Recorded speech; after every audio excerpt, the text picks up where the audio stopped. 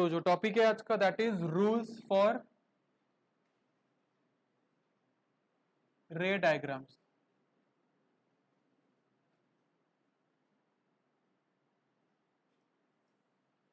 रे डायग्राम्स सीखने से पहले हमें पता होना चाहिए कि क्या किन किन रूल्स को we have to follow.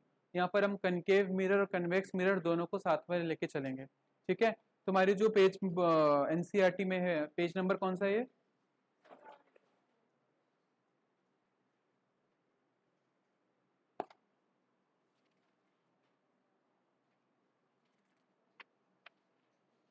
Page number 164। देखिए, मैं कनकेव मिरर पर ज्यादा फोकस करूंगा क्योंकि उसमें समझना और समझाना आसान रहता है हम लोगों के लिए। पहला रूल देखिए, 4 रूल्स है गिनकर, इन चारों रूल्स को ही इस्तेमाल करेंगे रे डायग्राम्स बनाने के लिए। जिसको रूल समझ में नहीं आते उसको रे डायग्राम्स का तय समझना है। ठीक है, क्या कहता है देखिए,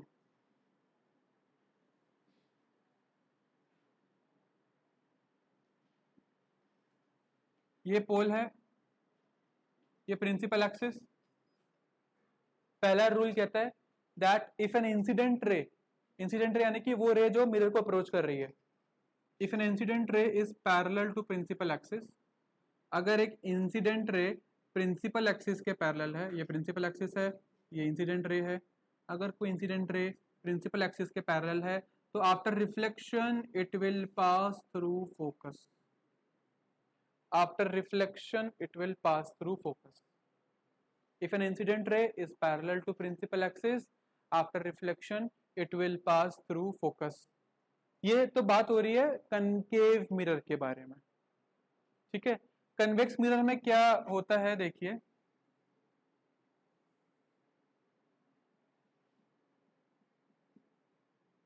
if an incident ray is parallel to principal axis, if an incident ray is parallel to principal axis, अब देखो क्या है, कनकेव मिरर में ना लाइट्स जितनी भी रिफ्लेक्टेड रेज होती हैं वो एक जगह ना इकट्ठी हो जाती हैं, दे कन्वर्ज। लाइट रेज जो है कन्वर्ज हो जाती हैं, वो क्या कह सकते हैं, एक जगह एकत्रित हो जाती हैं। पर अगर मैं बात करूं कन्वेक्स मिरर की, कन्वेक्स मिरर क्या करता है, लाइट रेज को ना फैलाता है, डाइवर्ज करता है। सीधा बैठो, कन्वेक्स मिरर लाइट रेज को डाइवर्ज करता है, फैलाता है। तो ये लाइट रे को ना ऐसे फेंक देता है,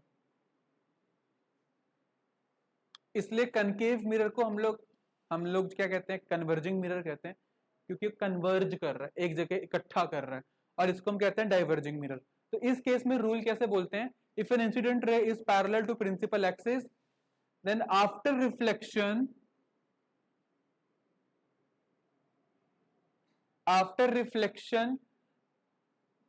reflected ray appear to emerge from focus। ऐसा लगता है, यहां पर assumption चल रहा है। क्यों? क्योंकि देखो इसने तो लाइट को फैला दिया, ये तो फोकस से पास नहीं हो रहा है, इसलिए मैं कह रहा हूं कन्वेक्स मिरर में तुम्हें ज्यादातर चीजें assumption पर बेस्ड दिखेंगी, assumption बेस्ड दिखेंगी ज्यादातर चीजें। लिखा ना तुम लोगों की बुक में लिखा है a ray parallel to principal axis after reflection will pass through the focus in case of a concave mirror or appear to diverge from the principal focus in case of a convex mirror। तो convex mirror में क्या समझ में आ रहा है हम लोगों को, कन्वेक्स मिरर में क्या अपीयर हो रहा है, एक्चुअल में नहीं हो रहा है। ये एक्चुअल में इसने यहां गया टकरा के फैला दिया, अब काम खत्म। ये तो हम अपनी अपनी रूल्स को थ्योरी देने के लिए ऐसा बोल रहे हैं दैट दे अपीयर, कि यहां कोई फोकस होगा, यहां एक्चुअली में फोकस है, यहां कोई फोकस होगा जिससे रिफ्लेक्टेड रे गुजरती हुई नजर आ रही है। मेरे सेंटेंसेस, मेरे शब्दों पर ध्यान दो। कनकेव मिरर में क्या होता है, if an incident ray is parallel to principal axis it will pass through the focus in a concave mirror। in a convex mirror the reflected ray will appear to emerge from the focus. इसलिए हम बोलते हैं concave mirror का focus real होता है क्योंकि वो exist करता है, लाइट रे टकरा रही है, और इसका फोकस जो होता है वो वर्चुअल फोकस होता है। अजम्पशन बेस्ड चल रहा है सारा का सारा, लेट कर रखा है हमने कि ऐसा हो रहा होगा, काल्पनिक है, इमेजिनेशन है और कुछ नहीं। तो एक ही केस में, एक ही रूल में तुम्हें दो बातें पता चल गई। पहली बात ये पता चली कि कनकेव मिरर जो है उसका नेचर कैसा होता है, कन्वर्जिंग नेचर होता है। कन्वर्जिंग का मतलब क्या होता है, एक जगह श्रिंक कर देना, एक जगह इकट्ठा कर देना सबको, ठीक है। और ये जो कन्वेक्स मिरर है हमारा, ये कन्वेक्स मिरर कैसा मिरर है, डाइवर्जिंग मिरर है। ये स्प्रेड कर देता है लाइट रेस को, लाइट ऐसे गई और ये ऐसे स्प्रेड हो गई, समझे मेरी बात। दूसरी चीज क्या पता चली हमें को कि कनकेव मिरर का जो फोकस होता है वो कैसा फोकस होता है, रियल फोकस होता है। एक्चुअली में लाइट रेज जो हैं वो फोकस से पास करती हैं, फोकस जैसी चीज होती है, but in case of a convex mirror things seems to be in assumption, they appear to be coming from focus which does not exist in reality, so that is why it has a virtual focus। जैसे Facebook एक virtual community है, Instagram एक virtual community है, वैसे ही इसका focus भी एक virtual focus है जो एक्चुअली में एग्जिस्ट नहीं करता है, बस एक अजम्पशन है। समझ आई बात। पहला रूल सभी को क्लियर है। पहला रूल यही है, इंसिडेंट रे पैरेलल होनी चाहिए। इंसिडेंट रे पैरेलल है तो वो प्रिंसिपल एक्सिस से गुजरेगी। इंसिडेंट रे अगर पैरेलल है प्रिंसिपल एक्सिस से गुजरेगी। अगर किसी बच्चे को इस पे डाउट हो रहा है तो कोई दिक्कत वाली बात नहीं, तुम्हें ये मेन अच्छे से समझ में आना चाहिए, क्योंकि कनकेव मिरर के तुम्हारे 6 केसेस हैं और कन्वेक्स मिरर के सिर्फ 2 केसेस हैं, वो तुम्हें वैसे भी समझ में आ जाएंगे। तो लेट्स डू वन थिंग, हम लोग सारे के सारे रूल्स कनकेव मिरर को ध्यान में रखते हुए पढ़ते हैं, otherwise this will create confusion, ठीक है। पर सबको डिफरेंस तो समझ में आ गया ना। इसमें नोट कर लीजिए सबकी सभी रूल, मैं डिक्टेट कर रहा हूं। इफ एन इंसिडेंट, हाँ फिर इन द ब्लैंक्स में आ जाते हैं। If an incident ray is parallel to principal axis,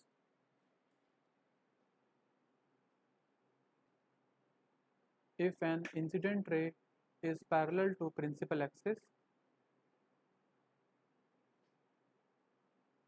comma, after reflection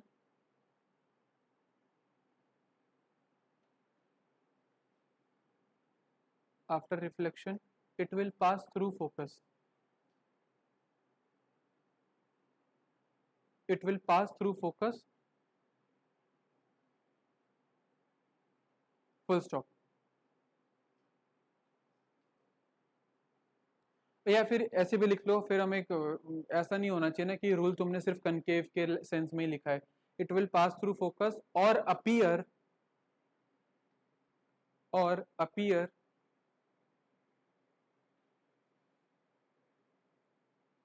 to emerge from focus, emerge,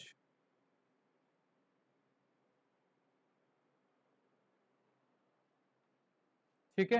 ये डायग्राम बना लीजिए सभी बच्चे। फिर हम पढ़ते हैं सेकंड वाला रूल। सेकंड रूल बिल्कुल उल्टा है पहले वाले का।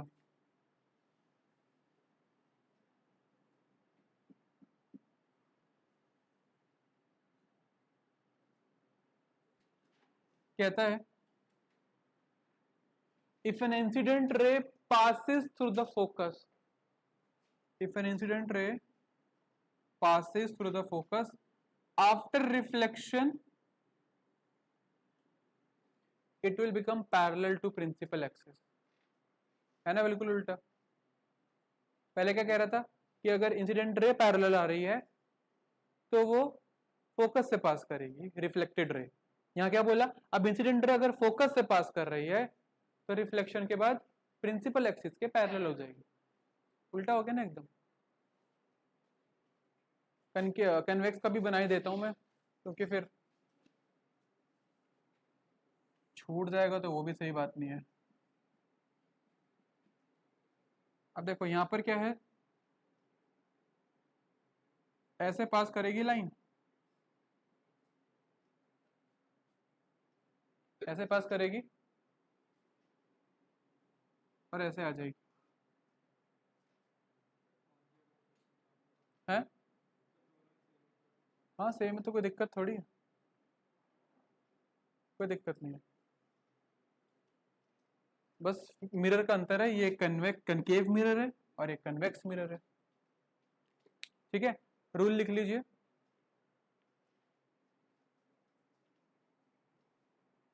If an incident ray passes through the focus,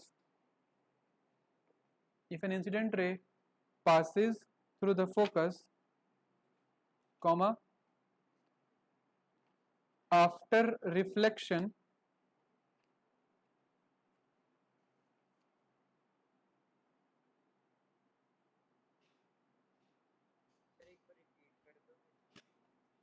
after reflection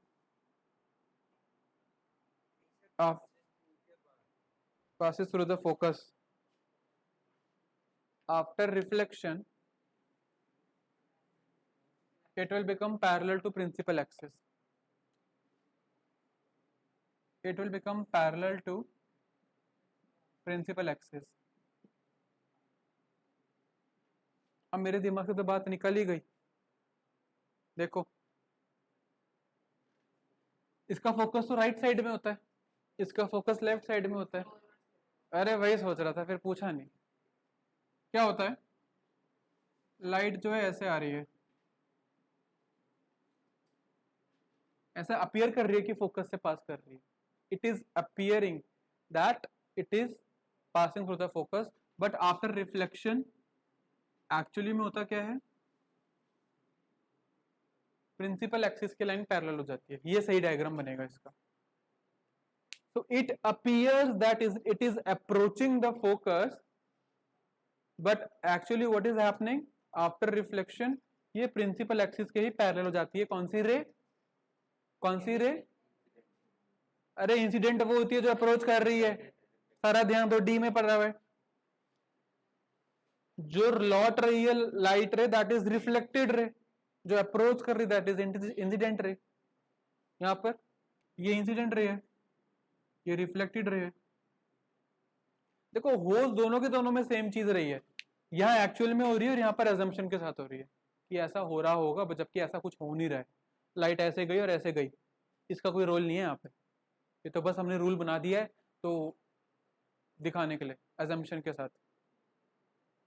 ठीक है, so if an incident ray passes through the focus, comma, after reflection it will pass through, sorry, it will become parallel to principal axis। लिख लिया सभी ने? Third वाले पर आ जाए, third rule पर आ जाए, या पहले डायग्राम बनाना है? बनाना है, बना लो चलो, तो फटाफट बनाओ। Now coming to the third rule,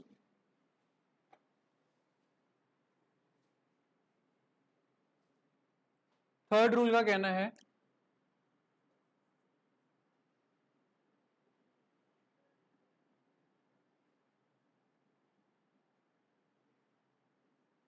कि अगर incident ray centre of curvature से पास करे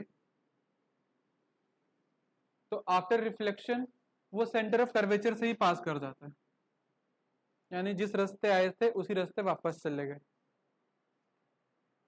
इजी। और अगर हम इसमें देख लें यहाँ पर कन्वेक्स मिरर में,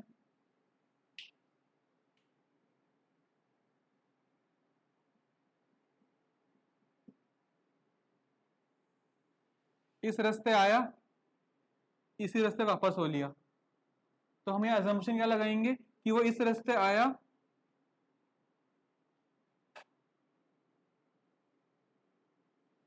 इस रास्ते आया होगा और ऐसे वापस चला गया होगा। समझ में आई बात?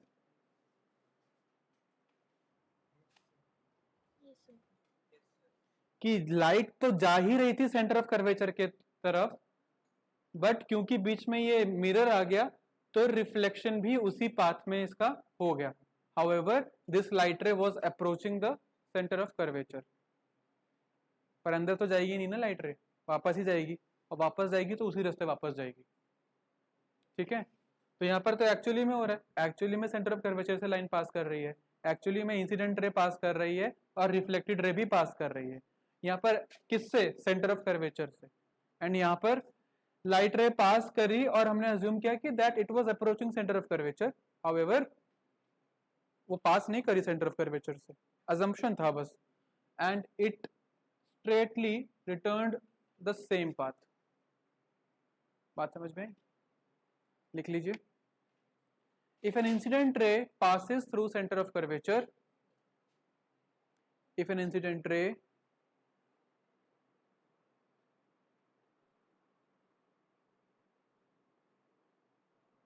passes through center of curvature, comma, after reflection,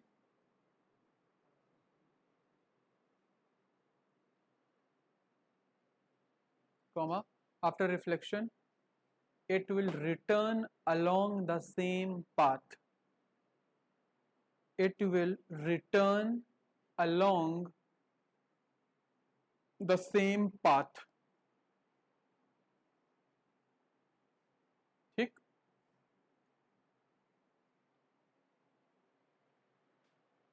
मैं चौथा रूल भी यही बता देता हूं, फिर तुम लोग सारे डायग्राम बना लेना साथ में। चौथा रूल कहता है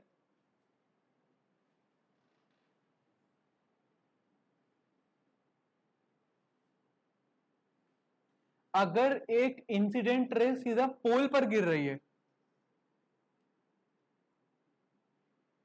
तो देखो ये इंसिडेंट रे है जो सीधा पोल पर गिर रही है, तो प्रिंसिपल एक्सिस और इंसिडेंट रे के बीच में एक एंगल बन रहा है, एंगल ऑफ इंसिडेंस, है ना? प्रिंसिपल एक्सिस और इंसिडेंट रे के बीच में एक एंगल बन रहा है, एंगल ऑफ इंसिडेंस।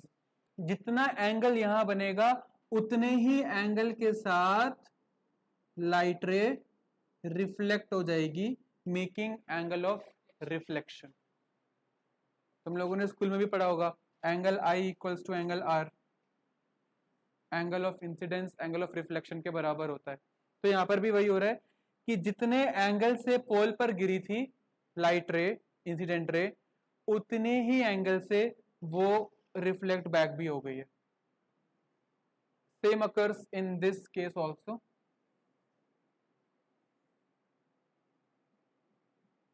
ये रहा पोल, लाइट रे ऐसे गिरी, एंगल ऑफ इंसिडेंस ऐसे बनाया, और उतने ही एंगल के साथ लाइट रे रिफ्लेक्ट बैक कर गई। दोनों का डायग्राम सेम बनेगा यहाँ पर तो। ठीक है, बात समझ में आई? इसका रूल भी लिख लीजिए।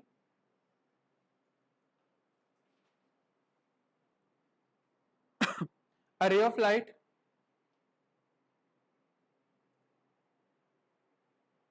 which is incident at the pole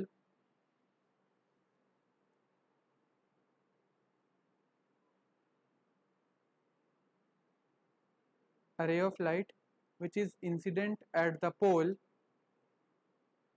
making angle I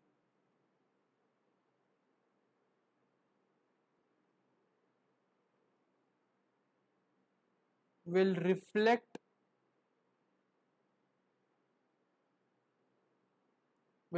back with the same angle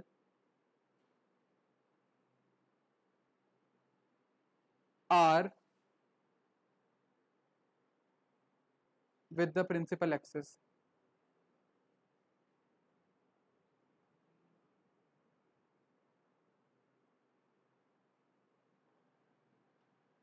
ठीक है, कि जितने एंगल ऑफ इंसिडेंस, आई को बोलते हैं एंगल ऑफ इंसिडेंस।